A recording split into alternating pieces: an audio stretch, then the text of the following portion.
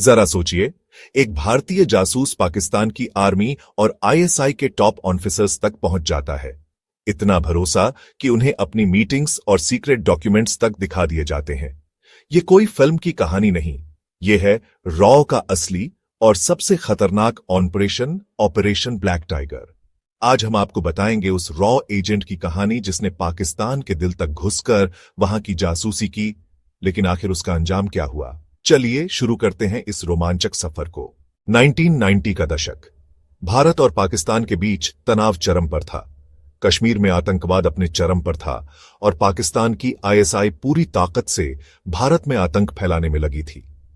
भारत को चाहिए था पाकिस्तान के अंदर से जानकारी।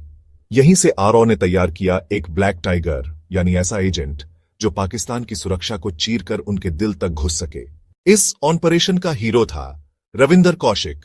जन्म राजस्थान, 1952। किशोरावस्था से ही अभिनय और स्टेज ड्रामा में माहिर। यही टैलेंट रॉ की नजर में आया। आरओ ने उन्हें भर्ती किया और जासूस बनने की कड़ी ट्रेनिंग दी। उर्दू, पंजाबी और इस्लामिक संस्कृति की गहरी पढ़ाई कराई गई। उन्हें सिखाया गया कैसे पूरी तरह पाकिस्तानी मुस्लिम की तरह जीना है। उनकी पहचान बदल दी गई।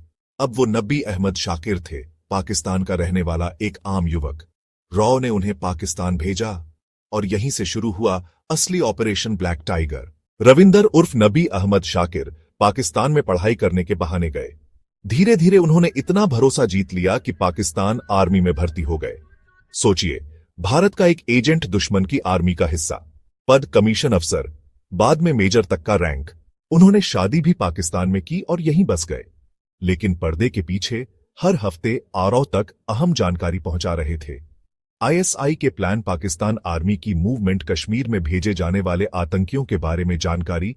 आरओ ने रविंदर की वजह से कई बड़े आतंकी हमले समय रहते रोक दिए। पाकिस्तान को कभी शक नहीं हुआ कि उनकी आर्मी में भारत का जासूस बैठा है। रविंदर की जानकारी इतनी सही और सटीक थी कि भारत सरकार ने उन्हें ब्लैक टाइगर का खिताब दिया। ये नाम उन्हें खुद तत्कालीन प्रधानमंत्री इंदिरा गांधी ने दिया था। उस दौर में वो रॉ के सबसे कीमती एसेट बन चुके थे। लेकिन किस्मत हमेशा साथ नहीं देती। 1983-84 के आसपास आरओ ने पाकिस्तान भेजा एक और एजेंट, इनायत मसीह। उससे गलती हो गई और आईएसआई के हाथ लग गया। टॉर्चर में उसने रविंदर का नाम उगल दिया। पाकिस्तान आर्मी ने तुरंत रविंदर को गिरफ्तार कर लिया। वो जो इतने साल दुश्मन के दिल में रॉ की आंख बना रहा, अब खुद आईएसआई की जेल में था। रविंदर को पाकिस्तानी जेल में भीषण टॉर्चर सहना पड़ा। सूत्रों के अनुसार उन्हें सालों तक अंधेरी कालकोठरी में रखा गया। बार बार कोड़े मारे गए, नाखून उखाड़े गए।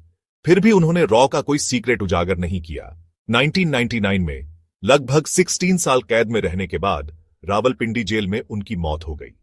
कहते हैं उन्होंने आखिरी पत्र भारत भेजा था जिसमें लिखा था, अगर मैं भारत में पैदा हुआ, भारत के लिए जिया, तो मरते दम तक भारत के लिए ही मरूंगा। ऑपरेशन ब्लैक टाइगर ने दिखा दिया कि रॉ के एजेंट्स सिर्फ जासूस नहीं, बल्कि भारत के सच्चे शेर हैं।